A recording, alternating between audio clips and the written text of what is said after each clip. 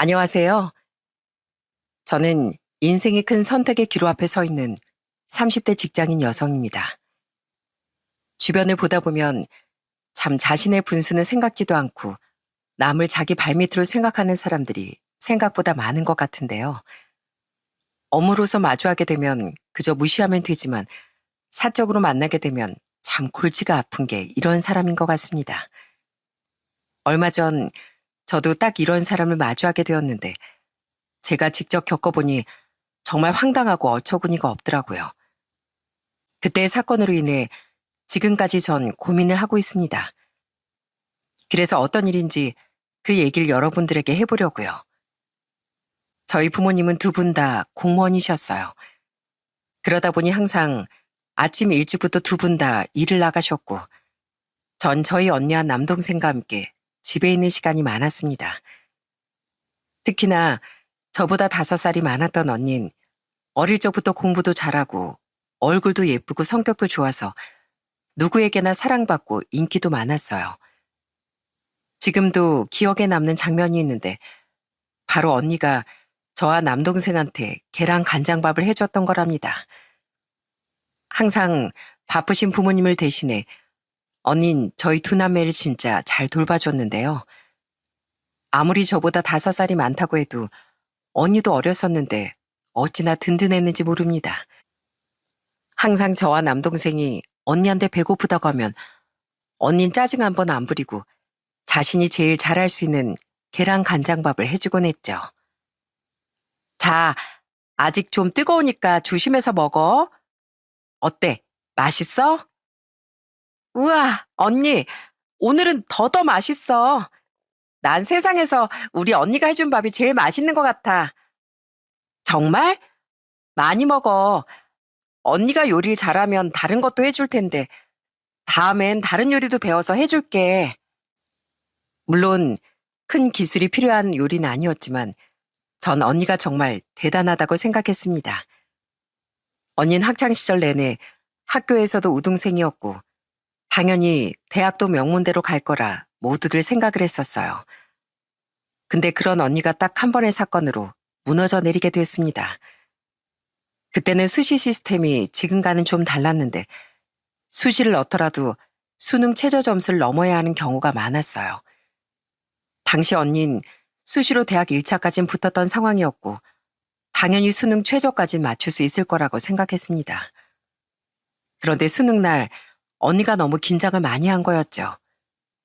지금으로 따지면 아마 공황이 왔던 것 같은데 그때는 사실 지금처럼 공황이다 뭐다 잘 알려진 시기도 아니었어요. 그런데 그때 언니가 이 공황 상태가 왔던 것 같아요. 언니 시험지를 딱 받자마자 숨이 진짜 넘어갈 듯한 느낌이 들었고 눈앞이 캄캄해져 바로 쓰러졌던 거였습니다. 그렇게 허무하게 수능을 망쳐버리고 말았죠. 사실 이 사건은 정말 모두에게 충격적이었어요. 주변 사람들도 다 너무나도 놀랐고 처음엔 다 믿지 못했습니다. 그동안 수많은 모의고사나 시험을 봤을 때도 한 번도 이런 적이 없었기 때문에 진짜 모두 충격에 빠졌었죠.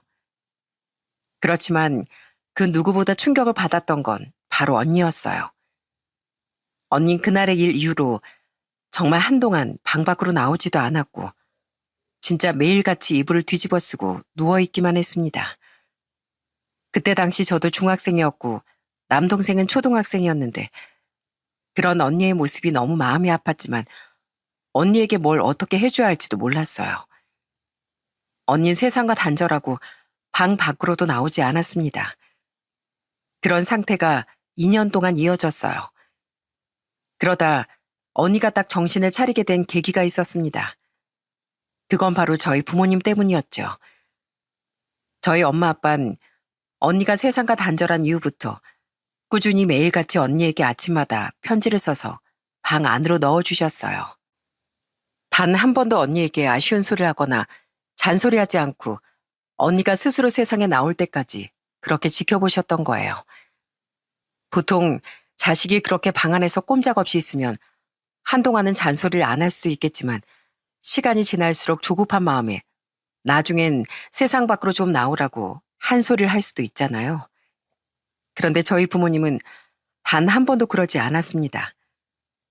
전 그런 부모님이 정말 대단하다고 생각했죠.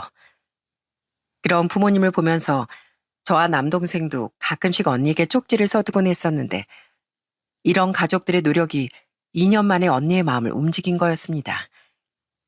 딱 제가 고등학교 입학했을 무렵 어느 날 학교에 가려고 준비하는데 언니 방문이 열리더니 언니가 나와서 아무렇지 않게 저한테 말을 하는 거였어요.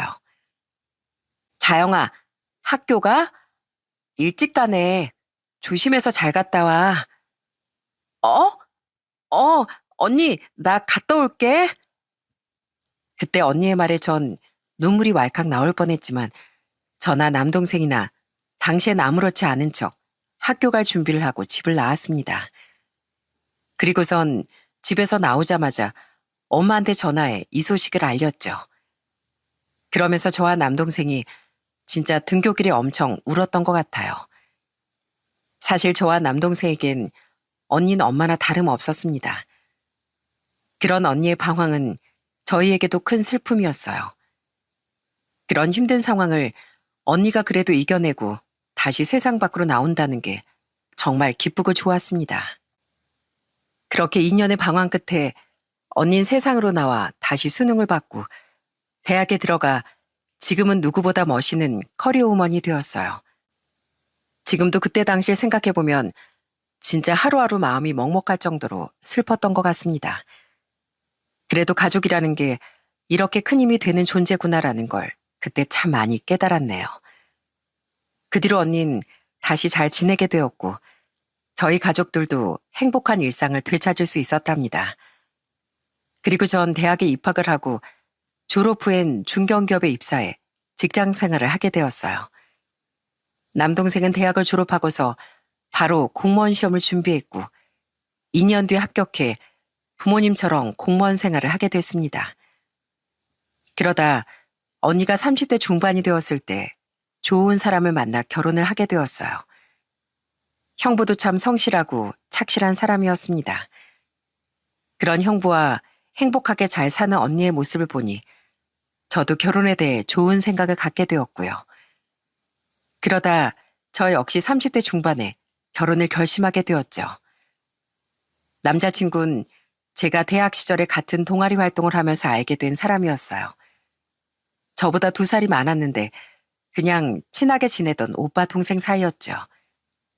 그러다가 제가 업무차 궁금한 내용이 있어서 몇 번 연락을 주고받다 만나게 되었고 그렇게 저흰 자연스럽게 연인이 되었어요. 남자친구는 회계사였는데 정말 사람이 똑부러지고 부지런했습니다. 그렇게 2년의 연애 끝에 저희는 결혼을 결심하게 되었죠. 처음 결혼을 결심하고서 저희 집에 인사 왔을 때 엄마 아빠가 정말 많이 좋아하셨어요. 특히나 남자친구가 엄청 싹싹하게 자라는 모습을 보고선 마음에 쏙 들어 하셨습니다. 그때 엄마가 그래도 처음 인사 온다고 불고기 전골을 하셨는데 남자친구가 정말 잘 먹었거든요. 어머님, 와, 이 불고기 전골 너무 맛있는데요. 이거 진짜 어머님이 다 하신 거예요? 와, 전 밖에서 맛집에서 먹는 것 같아요. 어떻게 이렇게 맛있죠? 고마워. 아이, 그렇게 말해주니까 내가 진짜 뿌듯하네. 사실은 내가 평생 맞벌이 하다 보니까 음식을 솔직히 잘 못해. 그래도 이렇게 잘 먹어주니 내가 얼마나 기분 좋은지 몰라. 아니, 진짜 거짓말이 아니라 너무너무 맛있는데요. 저 밥 한 그릇 더 먹어도 될까요? 아유, 그럼. 마음껏 먹어, 마음껏. 당시 공무원 퇴직을 하셨던 부모님께선 원래 사시던 지역에서 좀 멀리 떨어진 지방으로 내려가 사셨는데 남자친구는 종종 저희 집에 가선 부모님이 가꾸시는 텃밭일을 도와주곤 했습니다. 먼저 나서서 싹싹하게 일하는 모습을 보시고선 아빠도 참 뿌듯해하고 좋아하셨어요. 아버님, 여기 자란 잡초들 제가 뽑을게요. 근데 저 이렇게 싱싱하게 자란 채소들 직접 눈앞에서 본 건 처음이에요. 매번 수확한 것만 봤었는데. 그지? 자네도 나고 자란 곳이 도시니까 아무래도 이런 걸 흔히 보진 않았겠구만. 그러고 보니까 자네 부친께서 오래전부터 사업을 하셨다고 했지. 그러니 이런 거에 볼 일이 거의 없었겠구만. 네, 맞습니다. 이렇게 하나하나 신경 써서 농사를 지어야 하는 거 보니까 진짜 쉬운 일이 아니네요. 아버님 정말 대단하십니다. 나야 뭐 소소하게 텃밭 가꾸는 것 뿐인데 뭘. 늘 이렇게 남자친구가 저희 집에 왔다 가면 부모님이 너무나 좋아하셨고 분위기도 참 훈훈하고 좋았답니다. 언니도 형부도 남동생도 모두 다 제 남자친구를 정말 좋아했어요. 그러니 당연히 결혼은 다들 반대 없이 허락을 해줬고요. 그리고 저 역시 남자친구 집으로 처음 인사를 가게 되었어요. 그런데 딱 첫인사를 갔을 때 뭔가 분위기가 좀 이상하더라고요. 사실 남자친구네 집은 예전엔 정말 잘 살았다고 하더라고요. 남자친구 아버지께서 크게 사업을 하셨었고 그게 또 잘 돼 집에 가정부가 있을 정도로 진짜 잘 사는 집안이었답니다. 그러다 남자친구가 고등학교 올라가면서 사업이 크게 기울게 되었고 결국 가세가 기울게 되었다고 했어요. 솔직히 이런 건 뭐 크게 상관없다고 그땐 생각했습니다. 저희 집도 그렇게 잘 사는 집안도 아니었고 저나 남자친구나 서로 밥벌이는 잘 하고 있었고 남자친구가 계속 본인의 집안을 경제적으로 도와야 할 정도는 아니었기에 그게 큰 문제가 아니라고 생각을 했었죠. 그런데 딱 인사를 가고 나서 뭔가 남자친구 어머니의 태도를 보고 좀 이상하다는 생각을 했습니다. 남자친구 어머니는 무슨 얘기를 꺼내도 자꾸만 과거에 잘 살았을 때를 연결해서 얘기를 하시더라고요. 자영아, 음식은 좀 입에 맞니? 그래도 내가 나름 신경 써서 갈비 찜 해본 건데 입에 맞을지 모르겠구나. 네, 맛있어요. 간도 너무 좋고 고기가 진짜 부드러워서 깜짝 놀랐어요. 그래? 아유, 난 솔직히 이 정도 끝고긴 전엔 한 번도 안 먹어봤었거든. 딱 봐도 1등급 고급 한우만 먹었는데 자영이는 한우 최상급 먹어봤니? 그게 얼마나 맛있는지 안 먹어본 사람은 몰라. 우리가 예전엔 가정부도 부리고 그랬었는데 내가 그래서 이런 거 손도 안 댔었지. 남이 해준 밥만 먹다가 내가 하려고 하니까 어찌나 서툴고 그러던지. 난 그래서 살림 잘 못하는 사람 보고 뭐라고 하네. 각자 환경이 또 다른 거니까. 처음엔 그냥 별다른 생각을 안 했었는데 점점 대화를 하면 할수록 남자친구 어머니가 꺼내는 옛 과거 얘기에 어떻게 반응을 해야 할지 난감하더라고요. 식사를 마치고 나서 거실에 앉아 차를 마시는데 또 남자친구 어머니가 어디서 사진을 하나 가지고 와서 보여주시더군요. 딱 봤더니 예전에 놀이공원에서 찍은 사진이었어요. 너 여기 가봤니? 우리 예전에 여기 오픈할 때 갔었잖니. 처음에 갔을 때 우린 초대받고 갔어. 다들 줄 서서 땡볕에 기다릴 때 우린 그런 거 없이 VVIP 대접받으면서 놀이공원 갔었는데 말이야. 이런 곳 가봤어? 아, 여기요? 전 어릴 땐 안 가보고 좀 커서 가봤어요. 그지? 아이, 보통 다 그러더라고. 그나저나 부모님께서 두 분 다 공무원이셨다고? 그럼 지금은 퇴직하신 거니? 네, 지금은 퇴직하시고 지방에 귀촌하셔서 지내고 계세요. 그런데 그때 남자친구 어머니가 제 얘기를 듣고선 얼굴을 살짝 찌푸리더니 퉁명스럽게 얘기를 하는 거였어요. 뭐? 아, 귀촌? 아유, 귀촌에서 농산일까지 해야 할 정도로 빡빡하게 사시는 건 아니지? 네? 그게 무슨... 아니, 노후 준비가 잘 안 되어 있으면 은퇴하고도 일을 해야 하니까 일거리 찾으러 귀촌하는 사람이 그렇게 많다던데 혹시 그런 거 아닌가 해서 말이야. 저는 남자친구 어머니의 말을 듣고 정말 너무 황당하더라고요. 그리고 옆에서 남자친구 아버지와 남자친구가 화들짝 놀라 말렸습니다. 아니, 당신 지금 무슨 소리 하고 있어? 차영양, 미안해. 아니, 우리 아내가 좀 말을 이상하게 할 때가 있어. 내가 대신 사과할게. 무슨 사과를 해? 내가 뭐 얼마나 잘못 말했다고. 난 그냥 그런 사람도 있다고 얘기하는 건데 뭐 물어볼 수 있는 거 아니야? 뭘 쓸데없는 걸 물어보고 있어? 차영양, 미안해. 차영양 부모님께서 정말 얼마나 성실하고 열심히 일하셨겠어. 솔직히 나야 사업을 했지만 난 그렇게 성실하게 일하는 분들 보면 정말 존경스러워. 내가 이렇게 사과할 테니까 마음 쓰지 말고. 솔직히 남자친구 어머니의 말만 들었을 땐 좀 기분이 좋지 않았지만 옆에서 남자친구 아버지와 남자친구가 말리며 사과하는 모습을 보면서 좀 찝찝하긴 해도 그냥 넘어갔습니다. 그렇게 첫인사가 끝나고서 집으로 가는 길에 남자친구는 절 데려다 주면서 사과를 하더라고요. 자영아, 미안해. 우리 엄마가 사실 예전에 잘 살았던 기억 때문에 거기서 못 벗어나시는 것 같아. 내가 엄마한텐 잘 얘기할게. 정말 미안해. 많이 속상했지? 아니야. 근데 좀 당황스럽긴 하더라. 우리 부모님 그래도 지금껏 열심히 일하시고 자식들한테 기대지 않고 사시려고 그렇게 귀촌도 하시고 그런 건데. 그래. 난 어머님 아버님 진짜 대단하다고 생각해. 우리 엄마가 뭘 몰라서 그래.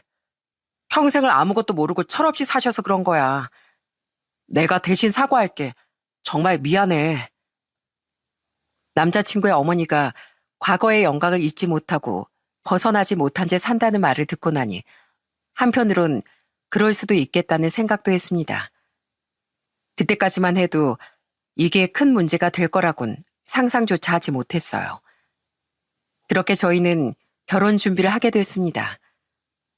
예비 남편만 봤을 땐 진짜 너무너무 좋은 사람이었고 평생을 함께해도 좋을 것 같다 싶었거든요. 그러다 얼마 지나지 않아 전 시모의 생일에 초대를 받게 되었어요.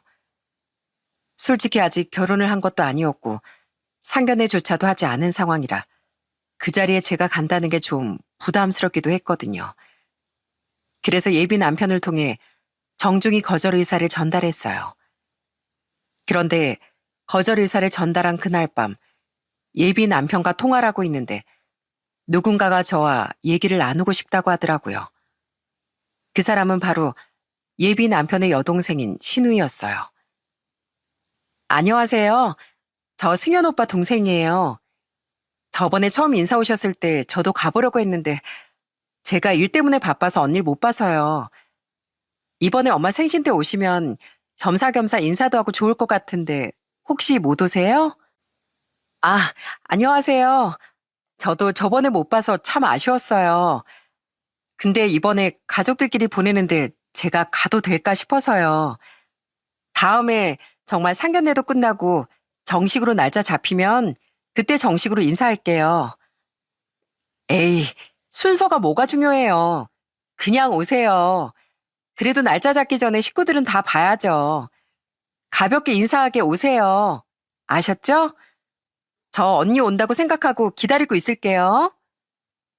그렇게 제 얼굴을 꼭 보고 싶다던 예비 신우의 말을 듣고 솔직히 제가 또 어떻게 거절하겠습니까? 결국 전 예비 시모의 생신날에 초대를 받아 가게 되었어요. 정말 생신 선물을 고르는 것부터 진짜 고민이 많았답니다. 어떤 걸 사야 할까? 아직 결혼도 하지 않은 상황인데 부담되지 않으면서 괜찮은 선물이 뭐가 있을까? 진짜 고민이 많았답니다. 그렇게 고심 끝에 선물을 준비하고 과일 바구니도 사서 딱 예비 시댁에 가게 되었어요. 그런데 그렇게 고르고 골라 선물이랑 이것저것 바리바리 다 들고 갔더니 그걸 보고서 딱 예비 시모가 하는 첫 마디가 뭐였는지 아세요? 아유, 과일? 이거 백화점에서 골라서 사온 거 맞지? 난 그냥 아무 곳에서나 파는 과일은 입에 안 맞던데 어찌됐건 고생했네. 이왕 가지고 올 거 백화점에서 한우나 사오지. 이렇게 말을 하시고서 과일 바구니를 들고 들어가시는데 처음엔 너무 황당했습니다. 아무리 그래도 솔직히 결혼한 것도 아니고 남인데 그 정도로 준비를 해갔으면 말이라도 고맙다고 할 줄 알았거든요. 그런데 더 웃긴 건 따로 있었습니다. 그렇게 생일 축하라고서 제가 가지고 온 과일을 깎아서 먹는데 갑자기 예비 신우가 저한테 과도를 내밀면서 얘기를 하는 거였어요. 언니, 과일 한번 깎아봐요. 네? 이걸 깎으라고요? 네, 한번 해봐요. 들어보니까 과일을 잘 깎아 살림도 잘한다던데. 언니네 집도 뭐 가정부 있고 이런 집안이었어요? 아니죠? 그런 거 아니면 이 정도는 기본이라던데. 정말 해맑게 웃으며 저렇게 말하는 예비 신우를 보면서 할 말을 잃는다는 게 이런 거구나 싶은 생각이 들더군요.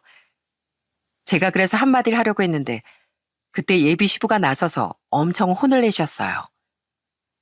이게 정말 어디서 초대한 손님한테 과일을 깎으라 말아야. 못 배운 티 내는 것도 아니고. 쓸데없는 소리 하지 말고 과일 깎는 연습은 너나 해, 너나. 아니, 아빠는 왜 나한테 그래? 나도 엄연히 이제 시누이 될 사람이라고. 지금 결혼한 것도 아니고 지금은 손님이야, 손님. 결혼해서도 네 새언니 대접받아야 할 손님이라고. 그렇게 예비 시부가 화를 내니 예비 시누인 입만 삐죽거리며 더 이상 얘기를 하지 않더라고요. 진짜 그 자리에 예비 시부가 안 계셨다면 아마 저도 한마디 했을 것 같습니다. 그렇게 과일을 먹으며 그래도 전 분위기를 좀 풀어보려고 했어요. 과일이 생각보다 많이 다네요. 오늘 가보니까 과일 상태들이 다 좋더라고요. 제가 자주 가는 단골 과일 가게인데 가격도 좋은 곳이거든요. 그래, 그래. 자영이 네 말대로 과일 맛이 참 좋구나. 우리 집안 사람들이 과일을 참 좋아했었는데 요즘은 과일을 통 못 먹었어. 근데 자영이 네가 이렇게 과일을 사오니 맛있게 먹을 수 있어서 참 좋구나. 그죠, 아버지? 자영이가 고민을 참 많이 했어요. 과일도 이것저것 다양하게 사오는 게 좋을 것 같다고 하더라고요. 자영이가 참 센스가 있어요. 그렇구나. 보니까 과일 종류도 참 많고 자영이가 신경을 참 많이 썼구나. 고맙다. 그렇게 예비 시부께서 제 마음을 알아주시니 참 좋았습니다. 그런데 그 훈훈한 분위기를 망치는 사람이 있었어요. 그건 바로 예비 시누이와 예비 시모였습니다. 그때 예비 시누는 한껏 비웃으며 얘기를 했어요. 아니, 근데 언니 과일 너무 많이 먹는 거 아니에요? 이것도 많이 먹으면 살찌는데. 아빠, 우리가 왜 과일을 안 먹어? 근데 과일 많이 먹으면 살찌고 그러니까 요즘 엄마가 다 생각해서 안 사두는 거지. 언니 그러고 보니까 살 좀 빼긴 빼야 되겠다. 드레스 입으려면 날씬해야 되는데. 그러니까 말이야. 엄마도 안 그래도 너한테 좀 얘기해 보려고 했는데. 자영아, 너 알지? 우리 소연이 필라테스 강사하는 거. 소연이처럼 여리여리해야 드레스 입었을 때 태가 나는 건데. 자영이 넌 좀 군살을 빼야 될 것 같다. 그게 지금 무슨 소리야? 딱 보기 좋구만 뭘. 자영이 너 살 뺄 거 하나 없다. 오히려 더 쪄도 괜찮은데 지금 다들 무슨 소리 하고 있는 거야? 아빤 여자들은 딱 보면 알아. 남자들이야 그냥 보이는 것만 보고서 늘씬한가 보다 하겠지만 난 딱 보면 안다니까. 언니, 언니 뱃살 많죠? 그거 그냥 두면 안 된다니까요. 살찌는 것만큼 미련해 보이는 게 또 없어요. 그래, 그래. 그건 우리 소연이 말이 맞아. 당신은 뭘 모르면 좀 가만히 있어. 살쪄서 입는 드레스는 진짜 보기 싫어. 지금부터 소연이네 필라테스 다니면서 좀 관리해라. 소연아, 언니한텐 좀 할인해서 비용 받아. 과일도 저렇게 싼 곳을 찾아다니는데 네가 좀 신경 써야지 안 되겠다 얘. 다 자영이 너 좋으라고 하는 소리니까 너무 고깝게 듣지 말고. 그래서 저도 가만히 있을 수가 없더라고요. 딱 보니 저에게 괜히 더 트집을 잡으려고 하는 것 같았는데 그래서 저도 한마디를 얹었죠.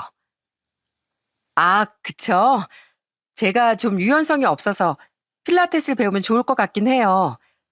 근데 아까 보니까 소연 씨 팔 힘이 좀 부족한 것 같더라고요. 전 과일 바구니 한 손으로 들고 왔는데 아까 보니까 아예 못 드는 것 같던데요. 저 헬스 10년 다녔거든요. 아무래도 근력은 제가 더 나은 것 같으니까 저희 서로 한번 운동 봐주는 거 어때요? 아니면 저 러닝도 하거든요. 이번에 한번 하프 마라톤 나가보려고 하는데 소연 씨랑 어머님도 같이 나가요. 이 러닝이 살 빼는데 진짜 좋거든요. 체력도 길러지고요. 어떠세요? 이렇게 말 나온 김에 같이 해요. 맞아. 소연이 오랫동안 운동했었는데 살이 찌기는 무슨. 체지방 아마 소연이 너보다도 더 적을걸. 여자들이 그런 거 잘 안다고 하니까 뭐 같이 운동이라도 해보던가. 딱 해보면 알지 않나? 엄마도 같이 해봐. 뭐? 아니 뭐 나까지 꼭 그럴 필요는 없고. 우리 소연이도 필라테스 강의하면서 운동도 많이 하는데. 저도 운동 많이 하는데 소연 씨가 자꾸 저한테 필라테스 배우라고 하는 거 보니까 운동은 좀 여러 가지를 하는 게 더 좋은 것 같아서요. 소연 씨, 저 필라테스 시작할 테니까 소연 씨도 같이 저랑 러닝 해봐요. 어때요? 좋죠? 네? 아, 10년 헬스 하셨구나. 그게 내가 시간이 되려는지 모르겠네. 일단 좀 볼게요. 사실 전 오랫동안 운동을 했었던 상황이었어요. 엄청 날씬한 건 아니었지만 그렇다고 해서 제가 지방이 많았던 것도 아니었는데 왠지 딱 제 길을 꺾으려고 괜히 그러는 것 같더라고요. 그렇게 제가 얘기를 하니 예비 시모와 신우 둘 다 아무런 말도 하지 못하더군요. 그날의 일로 전 예비 시모와 신우를 예의주시하고 있었습니다. 그런데 역시나 얼마 지나지 않아 사건이 빵 하고 터지고 말았어요. 결혼 준비를 하면서 상견례 날짜를 잡고서 한 일주일도 남지 않은 어느 날이었습니다. 회사에서 퇴근을 하고 나오는데 갑자기 회사 앞에서 누군가가 절 부르는 거였어요. 전 그 사람을 보고서 너무 놀랄 수밖에 없었어요. 그건 바로 예비 시모였거든요. 어머님, 아니, 여긴 웬일이세요? 연락도 없이 무슨 일이세요? 어, 아니, 너 여기 회사 다니는 거 맞긴 하구나. 혹시나 해서 와봤는데 진짜 다니고 있네. 근데 넌 뭘 그렇게 놀라? 내가 뭐 예비 며느리 얼굴도 보러 보더니? 너 잠깐 시간 되지? 그럼 요 앞에서 커피나 한잔 하자. 전 예비 시모가 하는 말을 듣고 진짜 경악을 금치 못했습니다. 예비 시모는 진짜 제가 직장에 다니고 있는지 두 눈으로 확인을 하려고 말도 없이 찾아온 거였어요. 진짜 웃기지 않나요? 그런 와중에 또 할 말이 있다고 하니 도대체 무슨 말을 하려고 여기까지 찾아왔나 싶더라고요. 그렇게 예비 시모와 회사 근처 카페에 들어가 얘기를 나누게 되었어요. 그런데 대뜸 저한테 뜬금없는 걸 전해주더라고요. 그건 쪽지였어요. 그런데 그 쪽지 안에 적힌 걸 보고서 너무 황당했습니다. 거기엔 준비해야 할 서류 목록이 쭉 나열되어 있더라고요. 어머님, 이게 도대체 뭐예요? 그거? 솔직히 내가 상견례 앞두고서 이제야 너한테 확인하는 게 좀 늦었다 싶긴 하지만 어찌됐건 확인은 해야 할 것 같아서 말이야. 요즘은 하도 이상한 여자들이 많다잖니. 요즘 여자들이 좀 영악해? 자기들 이익만 생각해가지고선 싹 다 숨기고 결혼부터 하자고 달려드는 사람들이 어디 한두 명이니? 그래서 내가 이 정도는 확인해야 할 것 같아서 적어봤다. 너 이거 싹 다 준비할 수 있지? 네? 부모님 재산이며 대출 내역이랑 부모님 건강기록지요? 아니, 이게 왜 필요하신 거죠? 아유, 너도 생각을 해봐라. 넌 그냥 평범한 직장인이고 우리 아들은 회계사니까 평생 밥벌이는 하고 살 거 아니야. 너네 낳고 나면 또 일도 안 하겠다고 할 수도 있는 거고. 그럼 우리 아들 혼자서 벌어야 할 텐데 그 돈으로 혹시나 처가집 도운다 그러면 어쩌니? 나 그 꼴을 못 본다 얘. 뭐라고요? 지금 무슨 소리 하시는 거예요? 전 진짜 예비 시모의 말을 듣고서 진짜 어처구니가 없었습니다. 솔직히 저도 인터넷에서 이런 얘기를 들었다 하는 글들을 본 적도 있었지만 제가 그런 일을 당할 거라곤 꿈에도 상상을 못 했거든요. 진짜 그 말을 제가 직접 들으니까 화도 나지만 어처구니가 없어서 그냥 헛웃음이 다 나오더라고요. 그랬더니 예비 시모는 제가 화가 났다고 생각을 안 했는지 진짜 생각 없이 줄줄 계속 얘기를 하더군요. 너도 알다시피 우리 집이 예전에 정말 잘 살았잖니. 남부럽지 않게 살던 집안에서 우리 아들 진짜 귀하게 자랐어. 그래서 회계사까지 만들어놨는데 쓸데없이 처갓집이 퍼다 줄 수 없는 거 아니겠니? 우리나라 이혼율이 세계 최고라던데 그것도 바람 피우거나 성격 차이도 있겠지만 양가 집안 차이가 너무나도 이혼 안 된다. 그러니 내가 이 정도 미리 좀 알아야 될 거 아니냐. 뭐 아직 상견례 전이긴 하지만 내가 너희 부모님에 대해 잘 모르잖니. 그러니 일단 상견례 전까진 이걸 좀 준비해서 브리핑해라. 도대체 저희 집안을 뭘로 보시고 그러시는 거예요? 아니, 뭘로 보긴 뭘로 봐. 예, 너 그거 너무 기분 나쁘게 생각하면 안 된다. 우리 아들 회계사잖니. 넌 그냥 평범한 회사원이고 거기다가 니네 부모 공무원 퇴직했는데 지금 뚜렷한 벌이도 없잖아. 넌 로또 맞은 거야, 로또. 평생 안정적인 직업 갖고 있는 남편 만나는데 이 정도도 준비 못해? 전 예비 시모의 말을 듣고서 진짜 도저히 안 되겠다는 생각이 들었습니다. 과거의 영광에서 못 벗어나 아직도 자신들이 잘났다고 생각하면서 남을 이렇게 무시하는 꼴을 더 이상 두고 볼 수가 없더라고요. 그래서 전 냉정하게 얘기를 했습니다. 네, 알겠습니다. 그럼 저희 부모님도 아셔야 되겠네요. 공평하게 준비하죠. 어머님도 어머님 아버님 건강기록표랑 대출 잔액 내역서 그리고 재산 내역서까지 싹 다 준비해 두세요. 그래야 저희도 공평하지 않겠어요? 뭐라고? 너 그게 무슨... 그렇잖아요. 어머님이 말씀하시는 거 보니까 수긍이 되네요. 저도 생각해보니까 집안끼리 수준도 맞아야 되고 그러니 저도 확인해 봐야죠. 아참, 들어보니까 어머님은 당뇨랑 혈압약 매일 하루라도 빠짐없이 드셔야 한다면서요? 그리고 예전엔 장기간 병원에 입원도 하셨다던데 그건 왜 입원하셨는지 그 내역도 좀 뽑아주시고요. 나중에 제가 결혼해서 어머님이 또 입원하시게 되면 그 뒷바라지 저한테 하라고 하실지도 모르잖아요. 너 어떻게 그런 소리 함부로 해? 맞다. 아버님도 몇 해 전에 암 수술 받으셨죠? 지금은 완치되셨다고는 하지만 또 언제 재발할지도 모르고 암은 한 번 생기면 나중에 어떻게 될지 모르잖아요. 그것도 좀 속여서 준비해 주시고요. 아참, 그리고 어머님 지금 살고 계시는 집 그거 대출 있다면서요? 대출 어느 정도 남았는지 그것도 좀 정확히 뽑아서 준비해 주세요. 전 이 정도면 될 것 같네요. 그러자 예비 시모의 얼굴이 울그락불그락 변하더니 결국 저한테 화를 내시더군요. 전 그 모습을 보면서 진짜 기가 찼습니다. 본인이 한 말을 제가 똑같이 해준 것뿐인데 왜 저렇게 화를 내는지 황당할 뿐이었어요. 너 지금 어디서 그런 말을 아무렇지 않게 해? 예의도 없이. 어떻게 남의 가정살 그렇게 함부로 하나하나 다 들춰보냐고. 왜요? 어머님은 저한테 저희 부모님 재산이며 대출 내역이며 싹 다 브리핑 하라고 하셨잖아요. 어머님 말씀 들어보니까 저희 부모님도 궁금해하실 것 같아서 말씀드리는 건데 왜 그러시는 거죠?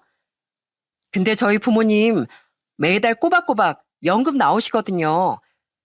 평생 공무원 생활하시면서 차곡차곡 모은 돈으로 지금 편하게 사시는데 어머님은 솔직히 일 한번 평생 안 해보셨잖아요. 근데 지금도 일은 안 하시고 어떻게 수입은 있으세요? 그것도 좀 내역 준비해 주세요.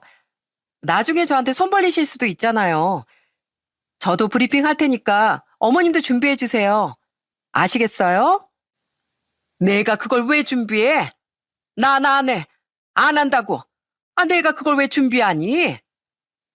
아니, 그럼 준비도 안 하실 거면서 왜 저한테만 브리핑하라고 그러셨어요? 그럼 저한테도 그러시면 안 되는 거 아니신가요? 보아하니까 며느리 한번 기잡아 보려고 하시는 것 같은데 저희 집안 그렇게 무시하실 입장 아니시거든요? 그리고 브리핑 하실 필요 없으시겠네요. 앞으로 찾아오지 마세요.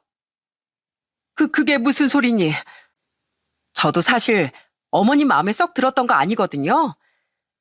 지금까지 곰곰이 생각해봤는데 그래도 제 남자친구 하나 보고서 지금까지 꾹 참아왔는데요. 이제부턴 아줌마라고 부를게요. 제가 아줌마랑 결혼할 것도 아니고 남자친구랑 할 거니까 그냥 참자 싶었는데 도저히 상식도 없고 교양도 없고 매너도 없고 또 없으면서 있는 척하는 사람이랑은 더 이상 상조 못하겠네요. 제가 그런 사람은 시어머니를 모시기 힘들 것 같거든요. 그 잘난 회계사 아드님 평생 끼고 사세요. 전 빠져드릴 테니까. 어디 한번 더 능력 있는 고분고분한 여자 한번 찾아보시던가요. 뭐? 야, 너 말 다 했어? 어따 대고 야래? 아줌마, 이제 더 이상 우리 볼 일 없으니까 한번 제대로 저도 해볼까요? 그러자 주변 사람들도 다 저희 테이블을 쳐다보기 시작했습니다. 이미 그전부터 예비시모가 하는 소리를 주변에서 다 듣고 있었고 수군대면서 손가락질을 하더라고요. 그러니 예비시모는 아주 얼굴이 빨갛게 달아오르더니 고개를 숙이고서 그냥 그렇게 예비시모가 나가버리고 말았습니다. 이 사실을 전 예비 남편에게 바로 얘기를 했고 파혼을 통보했어요. 그랬더니 퇴근을 하고서 예비 남편이 절 찾아왔더군요. 그러면서 예비 남편은 절 보며 눈물만 뚝뚝 흘리더라고요. 그러더니 저에게 사과를 했습니다. 자영아, 진짜 미안해. 솔직히 나 엄마가 그럴 줄 알고 있었어. 알고 있었는데도 그냥 시간 지나면 나아지겠거니 생각을 했어. 정말 미안해. 뭐? 알고 있었다고?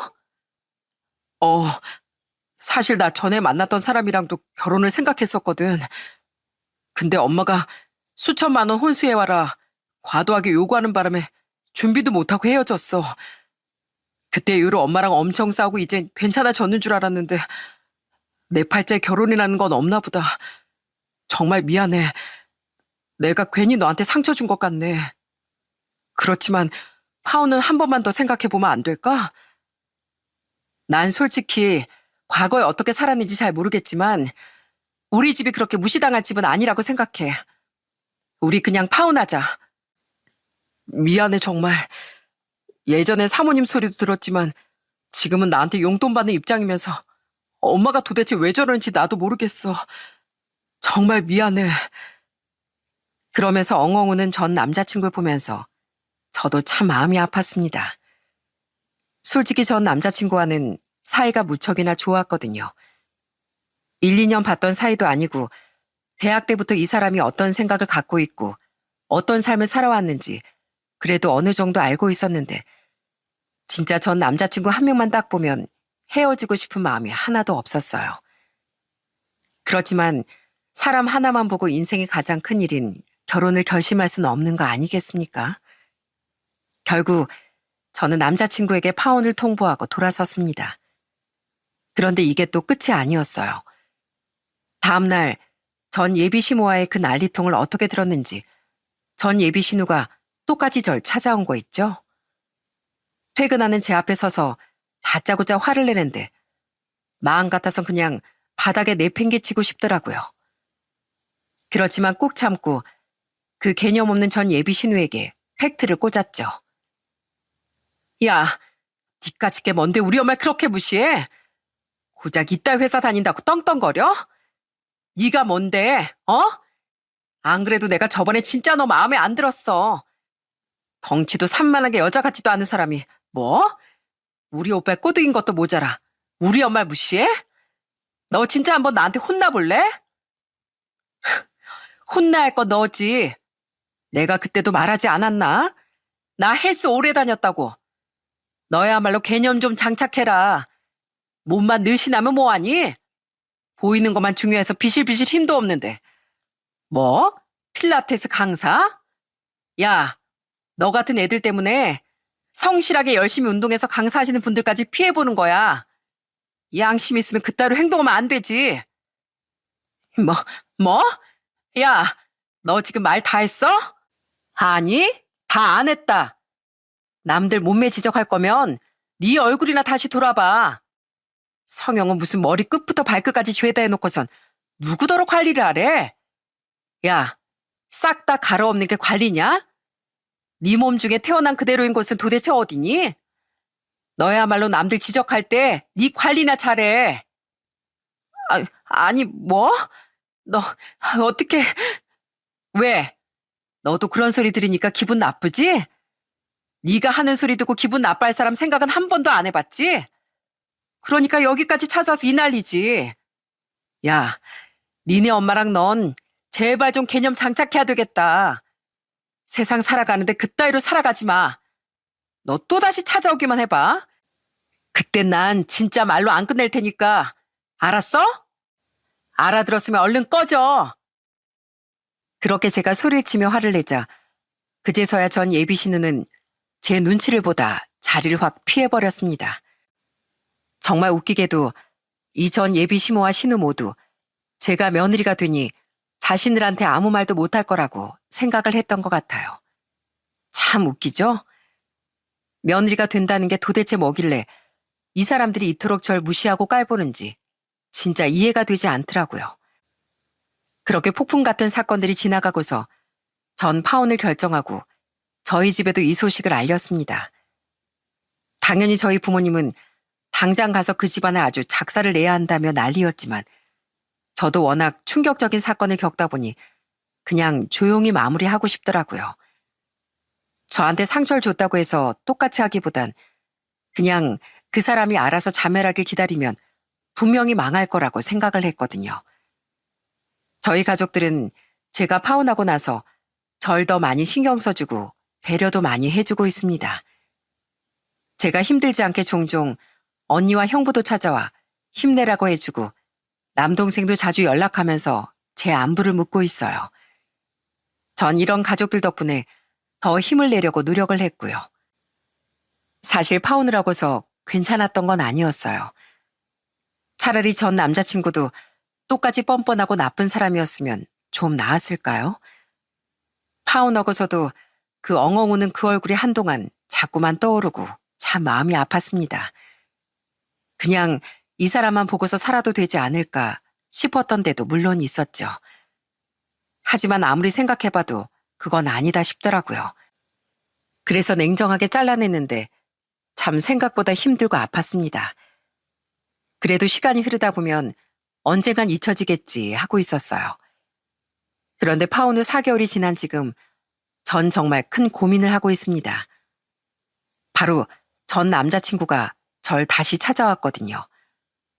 퇴근을 하고서 집으로 가는데 절 찾아온 거였어요.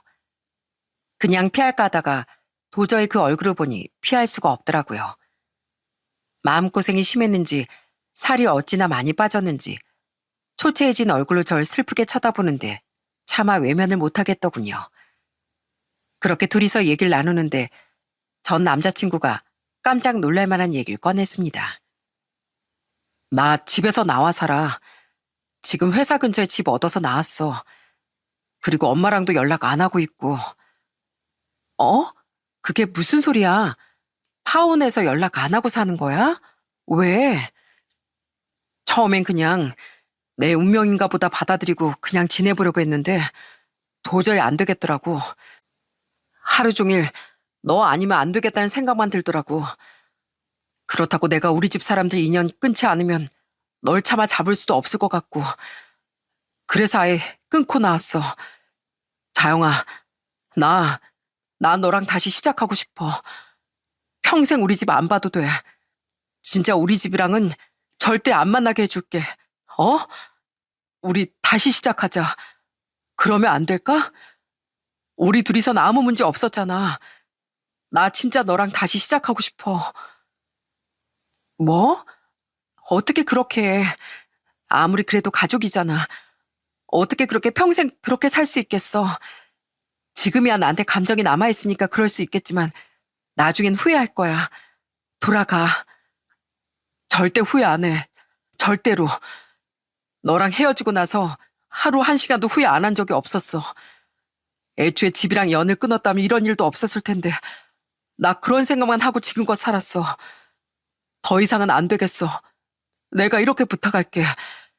내가 이렇게 빌 테니까 한 번만 좀 기회를 주면 안 될까? 그렇게 애원하는 전 남자친구 보면서 저도 참 생각이 많아졌습니다.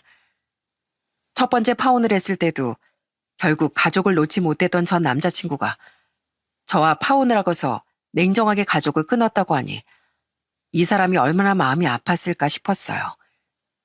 그 힘든 결정을 내리고 나서 저와 함께하고 싶다고 애원하는데 정말 많이 흔들리더군요. 그렇지만 전 계속해서 안 된다고 거절을 하고 있었죠. 그리고 그때부터 전 남자친구는 계속해서 제게 다시 만나자는 연락을 하고 있어요. 밥도 제대로 못 먹고 힘들어하면서도 절 계속 찾아오는 사람을 볼 때면 참 저도 심란하고 마음이 아픕니다. 처음엔 부모님께 이 사실을 말하자 부모님이 직접 오셔서 전 남자친구를 달래기도 하고 설득해서 돌려보내려고도 했었는데 전 남자친구가 또 부모님께 엄청 빌고 빌었더라고요. 친구들한테도 얘기를 해보니 진짜 의견이 반반으로 갈렸습니다. 친구들은 아무리 그래도 천류는 못 끊는다면서 시간 지나면 다시 가족을 찾을 거라고 절대 안 된다고 반대하고 있지만 또 절반은 저렇게 자기 가족을 끊고서 제 손을 잡으려 달려왔는데 기회를 한 번 더 줘야 하는 거 아니냐고도 하네요. 솔직히 저도 마음이 흔들리기도 하고 지금 어떻게 해야 할지 너무 고민이 돼 이렇게 사연을 보내게 됐습니다. 저도 한편으론 아니다 싶다가도 또 한편으론 자꾸만 흔들리는 마음을 숨길 수가 없어요.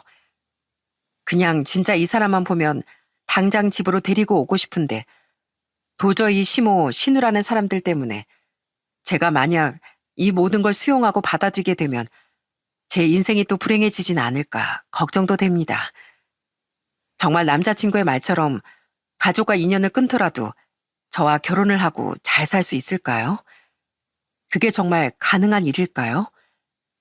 지금 벌써 한 달이 다 지나가고 있는데 지금도 여전히 남자친구는 제가 마음을 돌리기만을 기다리고 있습니다. 저도 여기 사연 채널을 저희 엄마 때문에 알게 되었어요. 엄마가 여기 사연들을 들으면서 재미있는 사연들은 저한테 얘기도 해주시곤 했거든요. 저도 여기 사연들을 종종 들으며 진짜 울기도 하고 웃기도 많이 웃었었는데 사연 전달도 잘해주시는 것 같아 제 고민을 꼭 한번 들려드리고 싶었습니다. 제 나이가 이제 30대 중반이라 어찌 보면 인생에서 중요한 시기라고 생각을 해요. 거기다가 결혼이라는 중대사를 이제 결정을 해야 하니 더 고민이 많아지는 것 같습니다. 저희 부모님은 이젠 제 뜻이 중요하다고 저한테 맡기신다는데 아무리 생각을 해봐도 도무지 제가 어떻게 해야 할지 모르겠어요.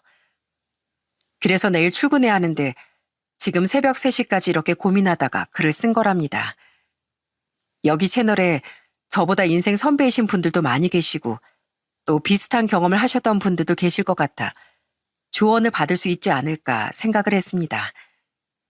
여러분들은 어떻게 생각하시나요?